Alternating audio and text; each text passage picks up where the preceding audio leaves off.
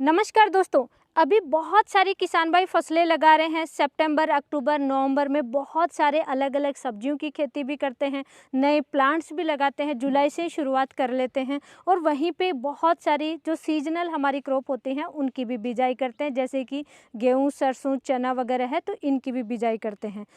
आपके पौधे आपकी फसलों में ज़्यादा से ज़्यादा फुटाव हो, ज़्यादा से ज़्यादा फल फूल आए, प्रोडक्शन ज़्यादा मिले, उसके लिए पौधे में शुरुआती अवस्था से ही जड़ों का विकास सबसे इम्पोर्टेंट है दोस्तों। अगर जड़ों का विकास नहीं होगा तो फसल गिर जाएगी, वहाँ प्रोडक्शन गिर जाएगा। जड़ों का विकास नहीं होगा तो आप भर भर के जो यूरिया, डीएपी, एनपीके, एसएसपी कुछ भी खाद डाल रहे हैं वो भी पौधा अपटेक ही नहीं करेगा।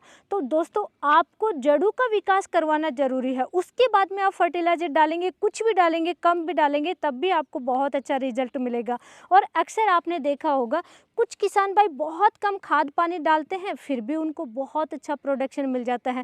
कुछ किसान भाई भर भर के बैग डालते हैं, फिर भी उनको रिजल्ट नहीं मिलता है, क्योंकि उनकी फसलों में जड़ों का विकास नहीं हो पाता है प्रॉपर तरीके से। पौधा खाना कहाँ से अपटेक करेगा दोस्तों? जब आप खाद पानी कुछ भी दे रहे हैं, कहाँ से अपटेक करेगा? जड़ों से अपटेक करेगा। और जड़ें ही नहीं है खाना खाने वाली, तो पौधे में बढ़वार फुटाव की आप उम्मीद नहीं कर सकते। तो उसके लिए आपको शुरुआती अवस्था से, जैसे ही आप सीड की बिजाई कर रहे हैं, तभी से आपको ध्यान देना है जड़ों के विकास पे। खाना खाने वाली जो जड़ें होती हैं उनका ज़्यादा से ज़्यादा विकास करवाना है, उनका ज़्यादा से ज़्यादा डेवलपमेंट कराना है। वो जड़ें दूर दूर तक जाती हैं, पानी का अपटेक करती हैं, पोषक तत्वों का अपटेक करती हैं, फर्टिलाइजर का अपटेक करती हैं, पौधे में बढ़वार फुटाव होता है, फल फूल आता है और आपको मिलता है भरपूर प्रोडक्शन। लेकिन जड़ों के विकास के लिए शुरुआती अवस्था से लेकर के लास्ट तक आपको क्या क्या कार्य करने चाहिए, वो डिटेल से दोस्तों आज की वीडियो में शेयर करने वाली हूँ। आप किसी भी टाइप की खेती कर रहे हैं, सब्जियों की खेती कर रहे हैं, अनाज वाली फसलें कर रहे हैं, या बागवानी में भी आपके पास पौधे हैं, दोस्तों आज का वीडियो बहुत ज़्यादा इंपॉर्टेंट होने वाला है, तो लास्ट तक आप जरूर बने। अब दोस्तों हम बात करेंगे शुरुआती अवस्था से। देखिए किसान भाई, कुछ किसान भाई हैं जो कि नर्सरी तैयार करते हैं, फिर प्लांटेशन करते हैं, जैसे कि सब्जियों की खेती में होता है। लेकिन सबसे ज़्यादा अभी मुख्य फसलें हैं गेहूँ और सरसों या चना। तो ऐसी फसलें जिनकी आप बिजाई कर रहे हैं, डायरेक्ट सीड लगा रहे हैं, उस समय आप खेत की तैयारी करते हैं, बेसल डोज आप डालते हैं, तो उसमें भी आपके ऐसे फर्टिलाइज़र, कुछ ऐसे फर्टिलाइज़र हैं जिनको आप नहीं डालोगे एक भी फर्टिलाइज़र, तो दोस्तों कोई भी जो अन्य फर्टिलाइज़र डाल रहे हो उनका भी रिजल्ट नहीं मिलेगा। इसके लिए आपको टेक्निकल चीज़ें समझना बहुत ज़रूरी है, जो कि आपको कहीं भी ये जानकारी नहीं मिलेगी। देखिए दोस्तों, कोई भी छोटा पौधा है जैसे ही जर्मिनेट होता है तो उसमें पत्ते तो इतने बड़े नहीं होते कि प्रकाश संश्लेषण की क्रिया कंप्लीट होगी और फिर भोजन बनेगा, एनर्जी मिलेगी पौधे को और जड़ों का विकास होगा। इतने बड़े पत्ते नहीं होते हैं। तो दोस्तों शुरुआती अवस्था में सबसे ज़्यादा आवश्यकता होती है पौधे में एनर्जी, जिसकी वजह से जड़ों का भी विकास होगा और ऊपर भी पौधा निकलेगा। यानी कि पौधे में ज़्यादा से ज़्यादा चाहिए एटीपी। ऊर्जा का निर्माण किससे होता है? एटीपी से, क्योंकि ऊर्जा का मुख्य पार्ट होता है एटीपी। एटीपी होता है एडेनोसिन ट्राइफॉस्फेट। एटीपी का पूरा नाम है एडेनोसिन ट्राइफॉस्फेट। यानी कि एटीपी बनना बहुत ज़रूरी है पौधे में जड़ों के विकास के लिए। ज़्यादा से ज़्यादा फुटाव होगा, ज़्यादा से ज़्यादा फल फूल निकलेंगे, जो आप प्रोडक्शन की उम्मीद करते हैं। जब बीज की बिजाई करते हैं तभी किसान भाई उम्मीद करते हैं बहुत अच्छा प्रोडक्शन उन्हें मिलेगा।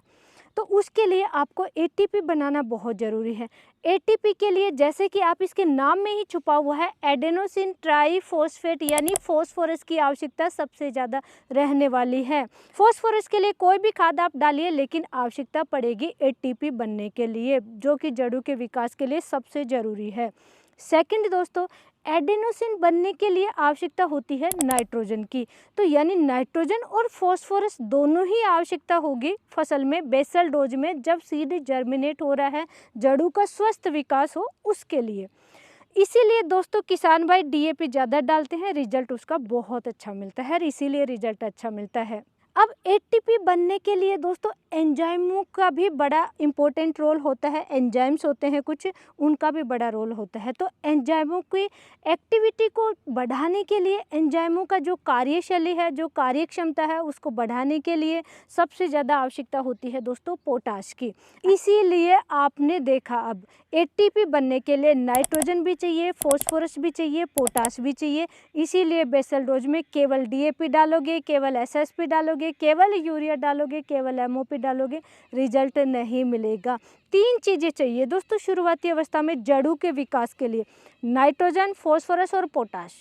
इसके लिए दोस्तों बेसल डोज में जैसे कि एक बार मैं शॉर्ट में डिस्कस कर देती हूँ, आप डीएपी डाल रहे हैं तो उसके साथ में पोटाश डालना बहुत ज़रूरी है। सेकंड, आप एसएसपी डाल रहे हैं या टीएसपी ट्रिपल सुपर फॉस्फेट भी डाल रहे हैं, तब भी उसके साथ में यूरिया और पोटाश यानी एमओपी भी डालना ज़रूरी है। एनपीके डाल रहे हैं तो उसमें तीनों चीज़ें आती हैं, जैसे कि एनपीके 12-32-16, एनपीके 20-20 आता है, एनपीके 19-19 भी। अभी तो दानेदार फॉर्म में कई एनपीके के ग्रेड आ रहे हैं, किसी का भी आप इस्तेमाल कीजिए। तीनों चीज़ें चाहिए बैलेंस मात्रा में। तो शुरुआती अवस्था में तो 3 पोषक तत्वों की आपूर्ति कर देंगे, नाइट्रोजन, फॉस्फोरस, पोटाश। लेकिन पौधा जैसे ही जर्मिनेट हो जाएगा, थोड़ा सा बढ़वार पकड़ेगा, उसमें दोस्तों जड़ों का फैलाव ज़्यादा से ज़्यादा होना चाहिए और उसमें भी सबसे ज़्यादा वाइट रूट होनी चाहिए दोस्तों, सफ़ेद जड़ों का विकास होना चाहिए। जो खाना खाने वाली जड़ें हम कहते हैं उनका विकास होना चाहिए और उनके लिए आपको 3 चीज़ों में से कोई एक चीज़ डालना बहुत ज़रूरी है, नहीं तो आपकी फसल में जड़ों का विकास इतना अच्छा देखने को नहीं मिलता है। और यही रीजन होता है, जड़ों का विकास नहीं होता, फसल गिर जाती है, पौधे भी, बड़े बड़े पौधे भी गिर जाते हैं, क्योंकि जड़ों के विकास पे किसान भाई ध्यान नहीं देते। ऊपर पौधा दिखाई दे रहा है, फल फूल दिखाई दे रहे हैं, लेकिन नीचे जड़ें ज़मीन में है तो वो दिखाई नहीं देती, उस पर किसान भाई का फोकस नहीं जाता है। 3 चीज़ों से रूट डेवलपमेंट आप कर सकते हैं, माइकोराजा, फुल्विक एसिड और ह्यूमिक एसिड। अब हम सबसे पहले बात करेंगे दोस्तों माइकोराजा पे। माइकोराजा क्या होता है? अगर इसको सही तरीके से यूज करें तो दोस्तों इसका रिजल्ट वाकई में लाजवाब है, बहुत अच्छा रिजल्ट मिल जाता है। लेकिन दोस्तों अगर आपको सही माइकोराजा नहीं मिला, उसकी पहचान आपको ज़रूर करना है। सही नहीं डाला और सही तरीके से भी नहीं डाला, तब भी इसका रिजल्ट 0 है दोस्तों, ये समझना ज़रूरी है। सबसे पहले माइकोराजा की बात करें तो दोस्तों एक ये फफूंद है, जीव है, जीवित है, जीवित एक फफूंद हम कह सकते हैं। माइकोराजा क्या करता है? पौधों की जड़ों के साथ में सहजीवित जीवन जीता है और ये क्या करता है? पौधे की जड़ें तो दूर दूर तक जा नहीं सकती हैं, पानी अवशोषित करने के लिए, पानी अपटेक करने के लिए ये नाइट्रोजन, फॉस्फोरस, पोटास, जिंक वगैरह जो भी पोषक तत्व मिट्टी में पड़े हैं एक लिमिट दूरी में ही जा सकती हैं, ज़्यादा दूरी तक नहीं जा पाती हैं। तो ज़्यादा दूरी तक दूर पड़ा पानी या दूर पड़े जो भी पोषक तत्व हैं उनको लेकर के आती हैं जड़ों तक दोस्तों ये माइकोराजा फफूंद। ये 2 टाइप की आती है, एक्टोमाइकोराजा, एंडोमाइकोराजा। एंडोमाइकोराजा पौधे की जड़ के अंदर, जड़ की कोशिकाओं के अंदर तक पोषक तत्वों को पहुंचा देती है। ये डेवलप होती है पौधे की जड़ के अंदर कोशिकाओं में। तो दोस्तों जड़ के अंदर तक पहुंचा रहा है पोषक तत्व पानी, तो पौधे भी जो भोजन बनाता है एक्स्ट्रा जो कार्बन युक्त शक्कर है, शर्करा है, शुगर है, वो इसको देते हैं दोस्तों माइकोराजा को। तो माइकोराजा को भोजन मिल जाता है पौधे के द्वारा और पौधे को भोजन मिल जाता है माइकोराजा के द्वारा।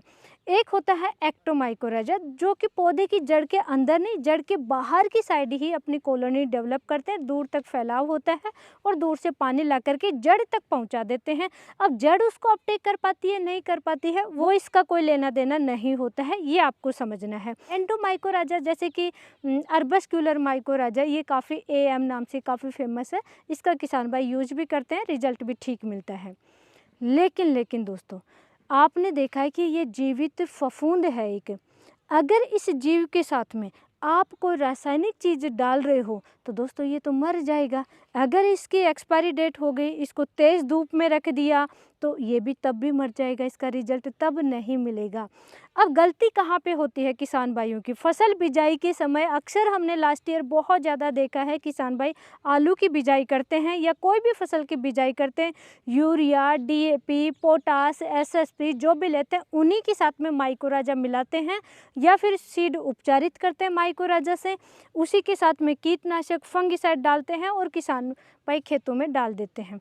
उस माइकोराजा का बिल्कुल भी रिजल्ट नहीं मिलेगा। तो वो फफूंद है, ज़्यादा रासायनिक खादों के संपर्क में रहेगा, मर जाएगा, तो वहाँ पे इसका रिजल्ट नहीं है।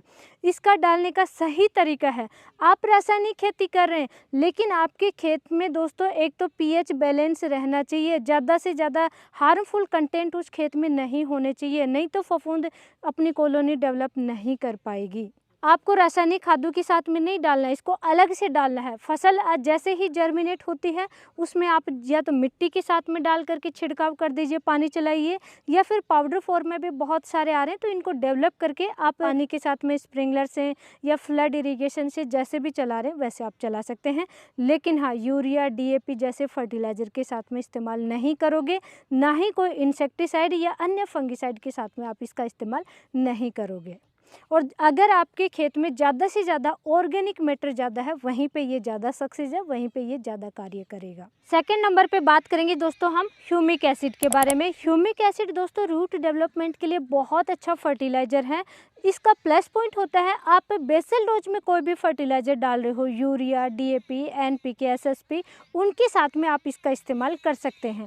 और दोस्तों जैसे वाटर सोलेबल फर्टिलाइज़र चलाते हैं सब्जियों की खेती जहाँ पे किसान भाई करते हैं, NPK फर्टिलाइज़र में अलग अलग ग्रेड आती हैं। NPK 19-19, 20-20, 13-0-45 है, 0-52-34 है, बहुत सारे NPK ग्रेड में आते हैं, तो उनके साथ में भी आप इसको मिक्स करके इस्तेमाल कर सकते हैं। बागवानी में पौधे हैं, पौधों में भी आप बेसल डोज में फर्टिलाइज़र डाल सकते हैं। कोई भी फर्टिलाइज़र के साथ में ह्यूमिक एसिड का इस्तेमाल कर सकते हैं दोस्तों। ह्यूमिक एसिड अच्छी परसेंटेज वाला, अच्छी क्वालिटी का आप इस्तेमाल करोगे, तभी उसका प्रैक्टिकल आपको लाइव रिजल्ट देखने को मिलेगा कि आपकी फसलों में रूट डेवलपमेंट हुआ है या नहीं हुआ है। ये आपको ज़रूर ध्यान रखना है। अच्छी क्वालिटी का ह्यूमिक एसिड ही आपको इस्तेमाल करना चाहिए। और थर्ड नंबर पे है दोस्तों फुलविक एसिड। ये भी रूट डेवलपमेंट के लिए किसान भाई इसको भी बहुत ज़्यादा यूज करते हैं। इसका प्लस पॉइंट होता है दोस्तों, सर्दियों के समय में इसको आप जब यूज करोगे, ठंड के समय में, तो इसका पूरी साल भर में सबसे ज़्यादा अच्छा रिजल्ट हमारी फसलों में देखने को मिलता है। क्यों मिलता है? क्योंकि फुलविक एसिड में वो कैपेसिटी होती है कम से कम सनलाइट में ज़्यादा से ज़्यादा फोटोसिंथेसिस प्रक्रिया को फास्ट करवाता है, ज़्यादा से ज़्यादा पौधा भोजन बना पाता है। तो ये इसका सबसे प्लस पॉइंट होता है। सर्दियों में देखिए सूरज कम निकलता है, कम समय के लिए सूरज निकलता है, सनलाइट कम मिलती है, लेकिन फसलों को फटाफट बढ़वार करवानी है, फुटाव करवाना है, फीमेल फ्लावर्स ज़्यादा लाने हैं, फल सेट ज़्यादा करवाना है, प्रोडक्शन ज़्यादा लेना है, तो कम से कम सूरज निकल रहा है, उसी में पौधा ज़्यादा से ज़्यादा भोजन बनाए, उसके लिए सबसे कारगर है दोस्तों फुलविक एसिड। इसका आपको इस्तेमाल करना चाहिए। इसका एक प्लस पॉइंट और है, जो भी आपने रासायनिक खाद डाले या ऑर्गेनिक फर्टिलाइजर डाले, यूरिया, DAP, कोई भी खाद डाल रहे हो, वो पौधा अपटेक नहीं कर पा रहा है, तो ये अपटेक करवाने का कार्य करेगा। थर्ड इसका प्लस पॉइंट होता है दोस्तों, पौधे में स्टोरेज बढ़ाता है। शुरुआती अवस्था से ही अगर स्टोरेज बढ़ेगा तो दोस्तों आगे चल कर के फ्लावर्स ज़्यादा आएंगे, फल सेट ज़्यादा होंगे। अनाज वाली फसलें हैं जैसे गेहूं है, धान है, सरसों है, तना मोटा होना चाहिए ताकि फसल गिरे नहीं, स्टोरेज बढ़ना चाहिए ताकि आगे चल कर के दाने ज़्यादा बने, तो उसके लिए भी आपको फुलविक एसिड का इस्तेमाल करना चाहिए। तो दोस्तों एग्रीकल्चर में जो भी हमारी फसलें हैं, सब्जियों की फसल है, अनाज वाली फसलें हैं, पौधे हैं, इनमें आपको ज़्यादा से ज़्यादा स्टोरेज बढ़ाना है और रूट डेवलपमेंट, जड़ों का विकास भी करना है, वाटर होल्डिंग कैपेसिटी बढ़ानी है, तो वहाँ पे आपको फुलविक एसिड का इस्तेमाल करना चाहिए। 3 चीज़ें मैंने आपसे डिस्कस की हैं दोस्तों।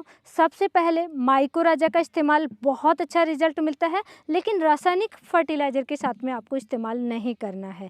सेकंड आता है ह्यूमिक एसिड, उसको आप कैसे भी इस्तेमाल करो, किसी भी फसल में बेझिझक इस्तेमाल कीजिए। डोज दोस्तों परसेंटेज के अकॉर्डिंग होता है, बहुत सारी कंपनियों का अलग अलग आता है, किसी का भी बेझिझक आप इस्तेमाल कीजिए। थर्ड नंबर पर आता है फुलविक एसिड। सर्दियों के समय जो फसलें होंगी इनमें आपको इसका ज़रूर इस्तेमाल करना चाहिए 2 से 3 बार, ज़बरदस्त परिणाम देखने को मिलता है। और हाँ, शुरुआती अवस्था में जब फसल बिजाई कर रहे हैं, बेसल डोज में आप डाल रहे हैं, तो 3 पोषक तत्व भी जाना जरूरी है, नाइट्रोजन, फॉस्फोरस, पोटास। उसके लिए आप कुछ भी डालो, लेकिन ये तीनों पोषक तत्व जाने चाहिए, तभी रूट डेवलपमेंट बहुत अच्छा देखने को मिलेगा। और ऐसी ही नॉलेजफुल जानकारी के लिए वीडियो को लाइक कीजिए, चैनल को सब्सक्राइब कीजिए, ज़्यादा से ज़्यादा किसान भाइयों तक शेयर जरूर करें। धन्यवाद।